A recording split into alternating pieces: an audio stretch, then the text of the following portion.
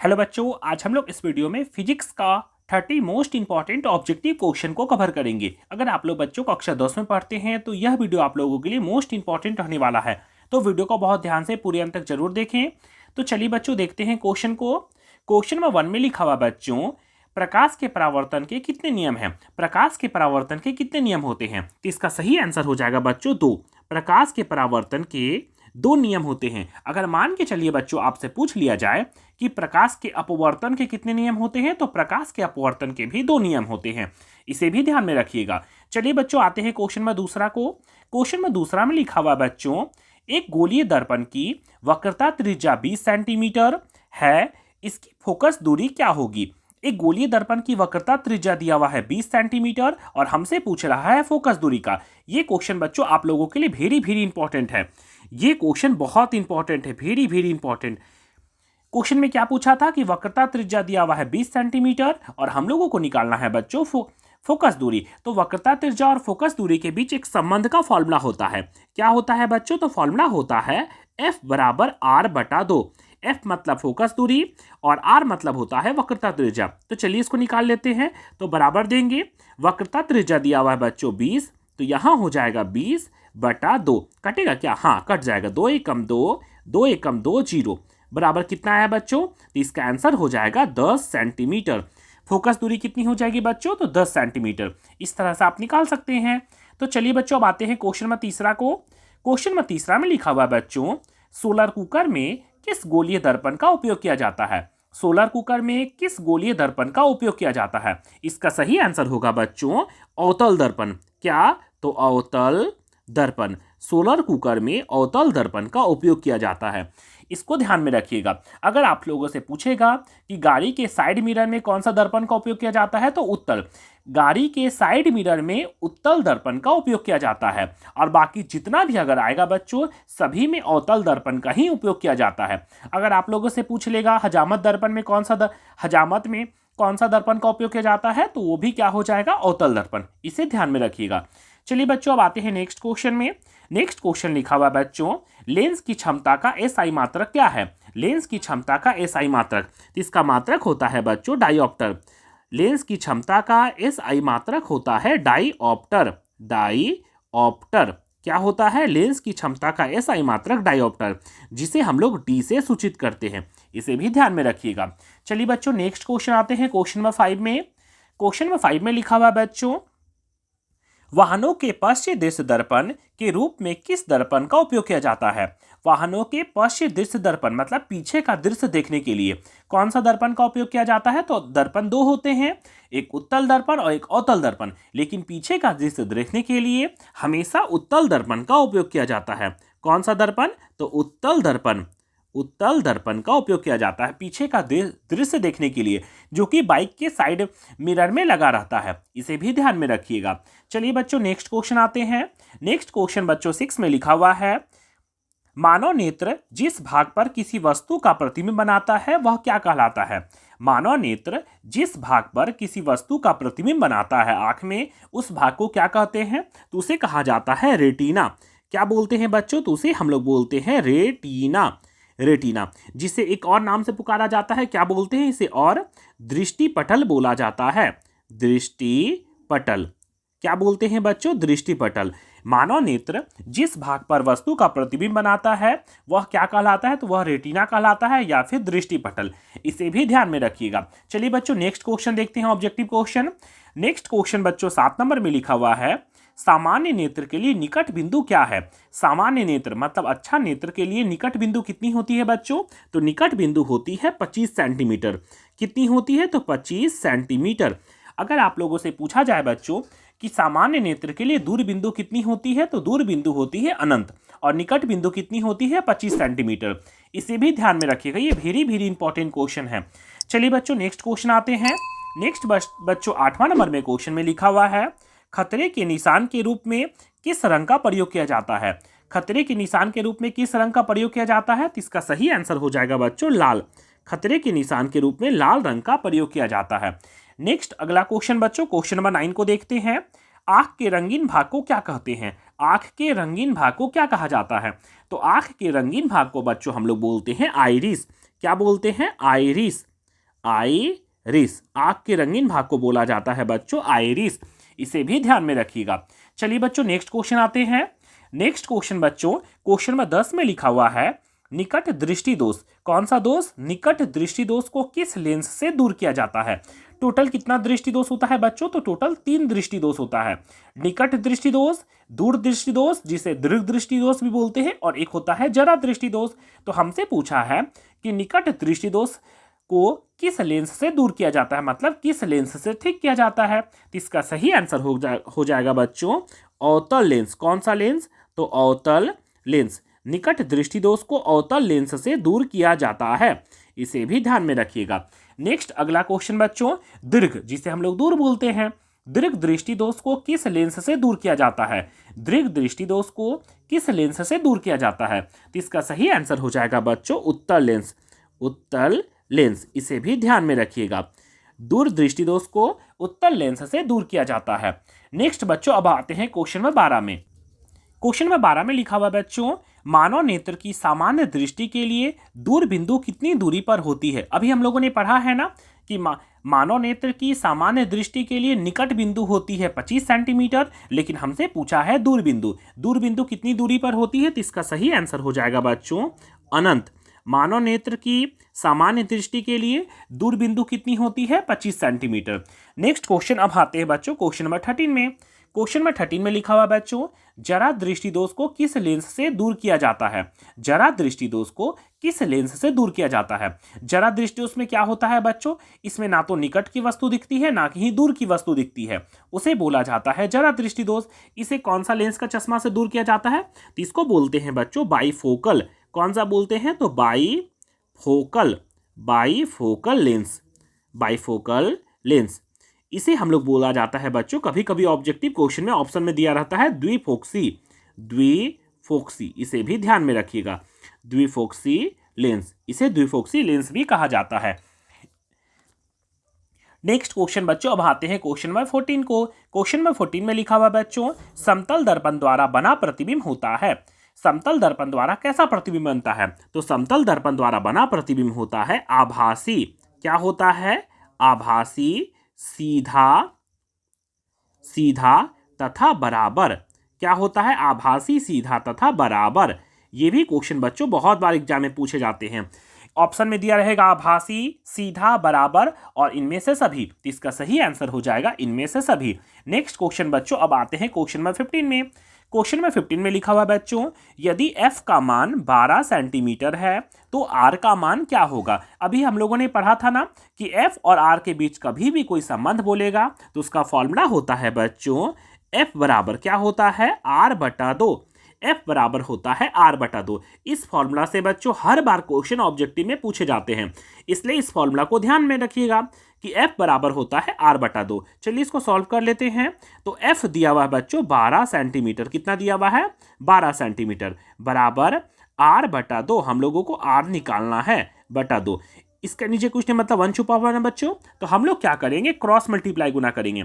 r को 1 से गुना करेंगे तो हो जाएगा r, और 12 दूनी हो जाएगा 24, और यहाँ लिख देंगे सेंटीमीटर। तो r कितना निकल गया बच्चों? तो r निकल गया हम लोगों का 24 सेंटीमीटर। अब नेक्स्ट क्वेश्चन आते हैं बच्चों क्वेश्चन नंबर 16 में।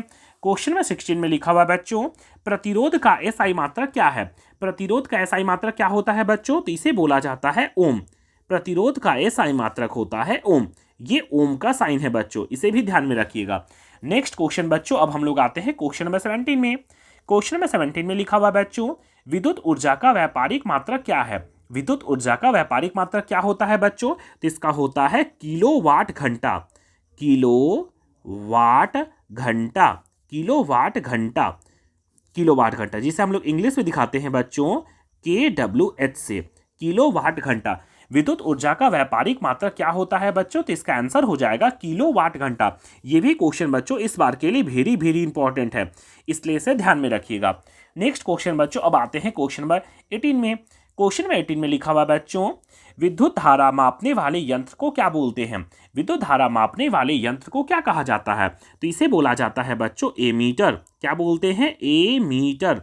विद्युत धारा मापने वाले यंत्र को एमीटर कहा जाता है, इसे भी ध्यान में रखिएगा। अगर मान के चलिए बच्चों आप लोगों से पूछ लेगा कि विभवांतर मापने वाले यंत्र को क्या बोलते हैं बच्चों, तो वोल्ट मीटर कहते हैं। विभवांतर मापने वाले यंत्र को वोल्ट मीटर और विद्युत धारा मापने वाले यंत्र को एमीटर कहते हैं। इसे भी ध्यान में रखिएगा। चलिए बच्चों नेक्स्ट क्वेश्चन आते हैं क्वेश्चन नंबर 19 में। क्वेश्चन नंबर 19 में लिखा हुआ बच्चों 1 किलोवाट घंटा किसके बराबर होता है। 1 किलोवाट घंटा किसके बराबर होता है, तो ये होता है बच्चों 3.6 इंटू 10 के पावर 6 जूल। 1 किलोवाट घंटा 3.6 इंटू 10 के पावर 6 जूल के बराबर होता है। इसे भी ध्यान में रखिएगा। नेक्स्ट क्वेश्चन बच्चों अब हम लोग आते हैं क्वेश्चन नंबर 20 में। क्वेश्चन नंबर 20 में लिखा हुआ बच्चों विद्युत आवेश का एसआई मात्रक क्या है, मतलब विद्युत आवेश को किसमें मापा जाता है। तो इसका सही आंसर हो जाएगा बच्चों कूलॉम। क्या होता है, तो कूलॉम। विद्युत आवेश का एसआई मात्रक होता है बच्चों कूलॉम। नेक्स्ट क्वेश्चन बच्चों अब हम लोग आते हैं क्वेश्चन नंबर 21 में। क्वेश्चन नंबर 21 में लिखा हुआ बच्चों कौन सी युक्ति यांत्रिक ऊर्जा को विद्युत ऊर्जा में रूपांतरित कर देती है। कौन सी युक्ति मतलब कौन सा मशीन है जो यांत्रिक ऊर्जा को विद्युत ऊर्जा में रूपांतरित कर देती है। तो इसका सही आंसर हो जाएगा बच्चों डायनेमो। क्या हो जाएगा, तो इसको बोला जाता है डायनेमो। डायनेमो जिसे हम लोग बोलते हैं जनरेटर। डायनेमो जिसे हम लोग किस नाम से बोला जाता है बच्चों, तो हम लोग जनरेटर भी से बोला जाता है। क्या बोल रहा है, तो बोल रहा है कि यांत्रिक ऊर्जा को विद्युत ऊर्जा में रूपांतरित। यांत्रिक मतलब पहले घुमाना पड़ता है फिर जाके बिजली उत्पन्न होता है, मतलब यांत्रिक ऊर्जा को विद्युत ऊर्जा में बदल देता है, तो उसे बोला जाता है जनरेटर। लेकिन हम लोग साइंस की भाषा में इसको बोलेंगे डायनेमो। अगर मान के चलिए बच्चों आप लोगों से पूछ लिया जाए कि विद्युत ऊर्जा को यांत्रिक ऊर्जा में रूपांतरित, विद्युत ऊर्जा को यांत्रिक ऊर्जा में मतलब पहले बिजली दो फिर वो घूमेगा, तो उस क्या कहलाएगा बच्चों, तो उसे बोला जाता है मोटर। लेकिन हम लोगों से पूछा है बच्चों यांत्रिक ऊर्जा को विद्युत ऊर्जा में क्या कहलाएगा, डायनेमो। इसे भी ध्यान में रखिएगा। नेक्स्ट क्वेश्चन बच्चों अब हम लोग आते हैं क्वेश्चन नंबर 22 में। क्वेश्चन नंबर 22 में लिखा हुआ बच्चों फ्लेमिंग के वाम हस्त नियम में अंगूठे प्रदर्शित करते हैं। फ्लेमिंग के वाम हस्त नियम में अंगूठे क्या प्रदर्शित करते हैं, तो चलिए पहले बना लेते हैं ना। फ्लेमिंग के वाम हस्त नियम में बच्चों इस तरह से फिगर होता है। अपने हाथ की तर्जनी मध्यमा और अंगूठे को इस प्रकार फैलाएं कि वह एक दूसरे पर क्या होना चाहिए बच्चों, लंबवत होना चाहिए। इसे बोला जाता है अंगूठा, इसे बोलते हैं अंगूठा, इसे बोलते हैं तर्जनी, तर्जनी, और इसे बोला जाता है मध्यमा। अंगूठे द्वारा किसका प्रदर्शन किया जाता है बच्चों, तो अंगूठे के द्वारा बल का प्रदर्शन किया जाता है। किसके द्वारा, तो अंगूठे के द्वारा। किसका, तो बल का। इसे भी ध्यान में रखिएगा। ये भी क्वेश्चन बच्चों वेरी इंपॉर्टेंट है। ये भी बहुत बार एग्जाम में पूछता है कि फ्लेमिंग के वाम हस्त नियम में अंगूठे द्वारा किसका प्रदर्शन किया जाता है बच्चों, बल का। अगर मान के चलिए बच्चों आप लोगों से पूछ दिया जाता कि तर्जनी के द्वारा किसका प्रदर्शन किया जाता है, तर्जनी के द्वारा क्षेत्र का और मध्यमा के द्वारा धारा का प्रदर्शन किया जाता है। किसका बच्चों, तो धारा का। इसे भी ध्यान में रखिएगा। चलिए बच्चों नेक्स्ट क्वेश्चन में 23 में लिखा हुआ बच्चों प्रत्यावर्ती धारा की आवृत्ति क्या है। प्रत्यावर्ती धारा की आवृत्ति कितनी होती है, तो प्रत्यावर्ती धारा की आवृत्ति होती है बच्चों 50 हर्ट्ज। कितनी होती है, 50 हर्ट्ज HZ। प्रत्यावर्ती धारा की आवृत्ति मतलब एसी की आवृत्ति कितनी होती है बच्चों, तो ये 50 हर्ट्ज होती है। इसे भी ध्यान में रखिएगा। ये सारे क्वेश्चन बच्चों आप लोगों के बोर्ड एग्जाम के लिए वेरी इंपॉर्टेंट है। तो नेक्स्ट क्वेश्चन आते हैं बच्चों क्वेश्चन नंबर 24 में विभवांतर मापने वाले यंत्र को क्या कहते हैं। इससे पहले हम लोगों ने पढ़ा है ना बच्चों कि विद्युत धारा मापने वाले यंत्र को एमीटर कहते हैं और विभवांतर मापने वाले यंत्र को वोल्ट मीटर कहते हैं। क्या, तो वोल्ट मीटर। इसे भी ध्यान में रखिएगा। नेक्स्ट क्वेश्चन बच्चों क्वेश्चन नंबर 25 में विद्युत शक्ति का एसआई मात्रक क्या है, तो विद्युत शक्ति का एसआई मात्रक होता है बच्चों वाट। क्या होता है, वाट, जिसे हम लोग बड़ा W से दिखाते हैं। इसे भी ध्यान में रखिएगा। नेक्स्ट क्वेश्चन बच्चों अब आते हैं क्वेश्चन नंबर 26 में। क्वेश्चन नंबर 26 में लिखा हुआ बच्चों श्वेत प्रकाश में कितने रंग होते हैं। श्वेत प्रकाश में कितनी रंग होती है बच्चों, तो श्वेत प्रकाश में 7 रंग होती है। कितनी, 7 रंग। इसको याद कैसे करेंगे बच्चों, तो वो 7 रंग का याद करने का ट्रिक होता है बच्चों बैंजानी ह पी नाला। इसको कैसे बोलेंगे बच्चों, तो इसमें 7 रंग छिपा हुआ है। बैगनी, जामुनी, नीला, हरा, पीला, नारंगी, लाल। ये 7 रंग बच्चों होते हैं किसमें, श्वेत प्रकाश में। इसे भी ध्यान में रखिएगा। नेक्स्ट क्वेश्चन बच्चों अब हम लोग आते हैं क्वेश्चन नंबर 27 में। क्वेश्चन नंबर 27 में लिखा हुआ बच्चों मानव नेत्र में किस प्रकार का लेंस लगा होता है? मानव की आंख में किस प्रकार का लेंस लगा होता है? तो इसका सही आंसर हो जाएगा बच्चों उत्तल। कौन सा लेंस लगा रहता है? तो मानव नेत्र में उत्तल लेंस लगा रहता है, इसे भी ध्यान में रखिएगा। चलिए बच्चों नेक्स्ट क्वेश्चन आते हैं। नेक्स्ट क्वेश्चन बच्चों लिखा हुआ है क्वेश्चन नंबर 28 में, गोलीय दर्पण की फोकस दूरी तथा वक्रता त्रिज्या में क्या संबंध है? गोलीय दर्पण की फोकस दूरी तथा वक्रता त्रिज्या में क्या संबंध है? तो इन दोनों के बीच संबंध होता है बच्चों, फोकस दूरी और वक्रता त्रिज्या के बीच क्या संबंध होता है? इसके बीच संबंध होता है बच्चों F बराबर R/2। क्या होता है? F बराबर R/2। अगर मान के चलिए बच्चों ये ऑप्शन में नहीं दिया रहेगा तो आप लोगों को दिया रहेगा R बराबर 2F। ये भी आंसर सही है, बस क्रॉस मल्टीप्लाई को गुना किया गया है। R को 1 से R, F को 2 से 2F। ये भी आंसर सही है बच्चों, ये भी आंसर सही है। कभी कभी ये ऑप्शन में नहीं दिया रहेगा तो हम लोग इसको टिक कर देंगे। नेक्स्ट क्वेश्चन बच्चों, अब हम लोग आते हैं क्वेश्चन नंबर 29 में। हजामत दर्पण में किस प्रकार के दर्पण का उपयोग किया जाता है? हजामत मतलब दाढ़ी बनाने में जो दर्पण लगा रहता है वो कौन सा दर्पण लगा रहता है बच्चों? तो वो लगा रहता है अवतल दर्पण। कौन सा दर्पण? तो अवतल दर्पण। हजामत दर्पण में अवतल दर्पण का उपयोग किया जाता है। केवल एकदम ध्यान रखना है, केवल पश्चिम दृश्य दर्पण मतलब पीछे का दृश्य देखने के लिए उत्तल दर्पण का उपयोग किया जाता है। बाकी कुछ भी अगर आ जाए बच्चों, सभी में क्या हो जाता है? अवतल दर्पण का। अगर सोलर कुकर में पूछ लिया जाए तो वो भी अवतल दर्पण होता है, इसे भी ध्यान में रखिएगा।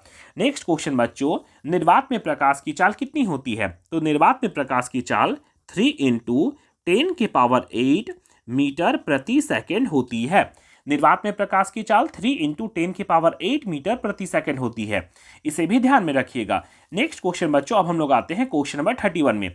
ये सारे क्वेश्चन बच्चों आप लोगों के लिए वेरी वेरी इंपॉर्टेंट है। जब वस्तु अवतल दर्पण के वक्रता केंद्र C पर हो तो प्रतिबिंब कहां पर बनेगा? तो चलिए इसको बनाकर ट्राई कर लेते हैं। तो मान के चलिए बच्चों अवतल दर्पण में